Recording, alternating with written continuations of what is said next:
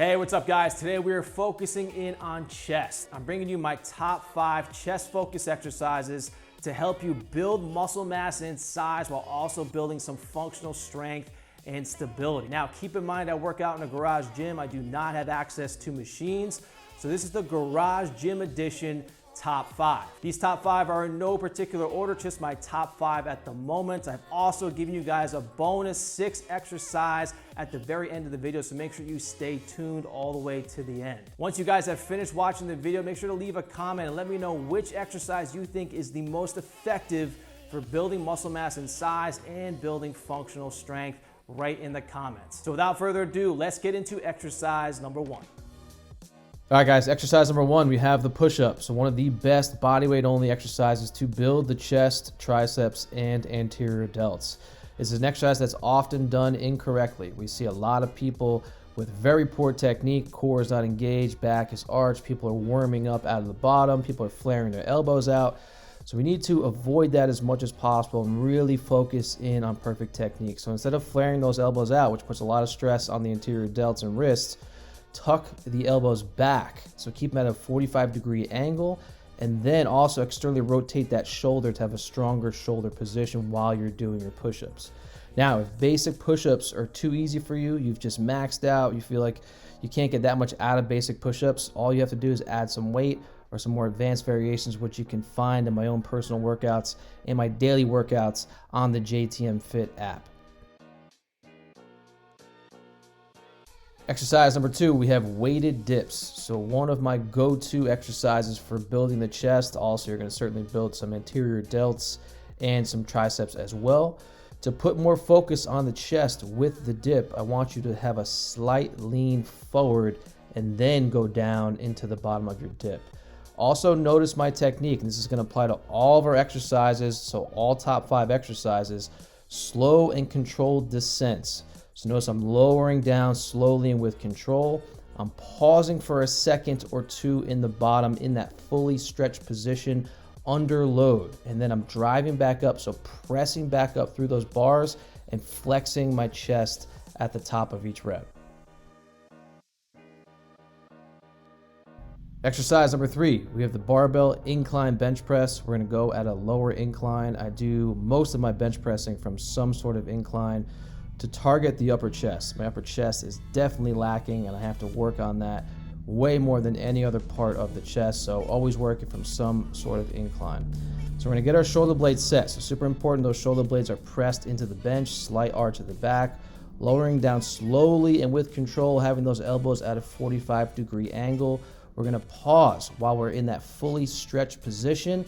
1 to 2 second pause, keeping tension in the chest, shoulders, and triceps. Then we're gonna press up through our chest. I want you to really make that mind-body connection to take some of the emphasis off of the shoulders. So a lot of people say the bench press really just targets the shoulders. We have to really focus our mind on the chest, really think about pressing up through your chest and squeezing your chest at the top of each rep.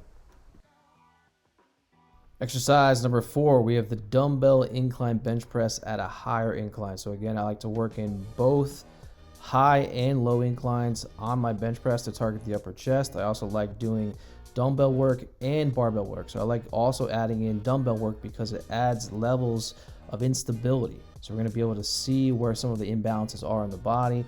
This is gonna just force the body in itself to have to stabilize more to balance and really control that weight as we descend and as we press up. So just like our barbell bench press, keeping those elbows at a 45, we're lowering slowly and with control to that fully stretched position. I also like using dumbbells for that reason as well. I feel like I get a little better of a stretch with dumbbells.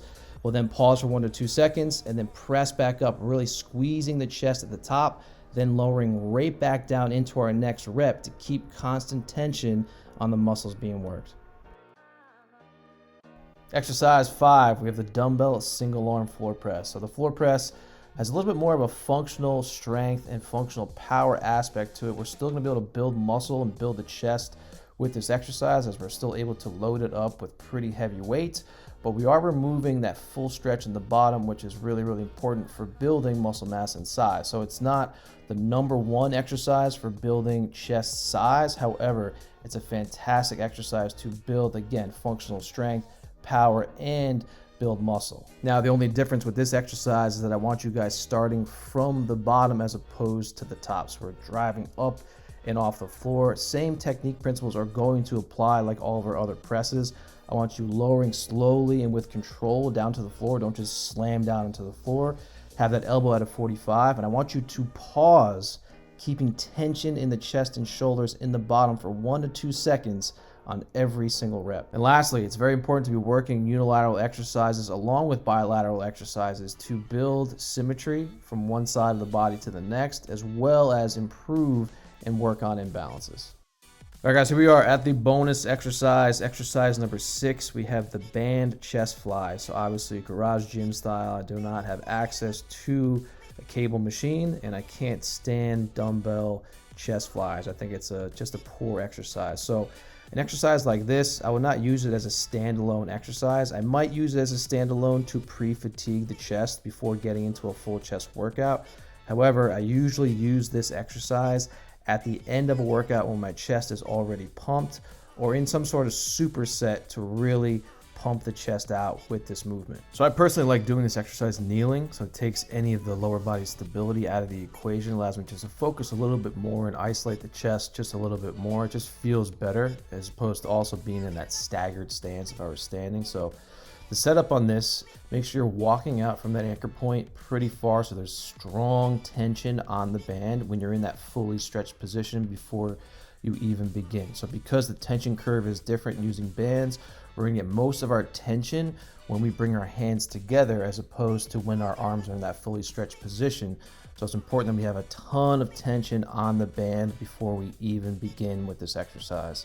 So make sure to turn your palms slightly towards the ceiling when you bring your hands towards your chest, and bring your hands as close together as possible to get the strongest contraction of the chest on each rep.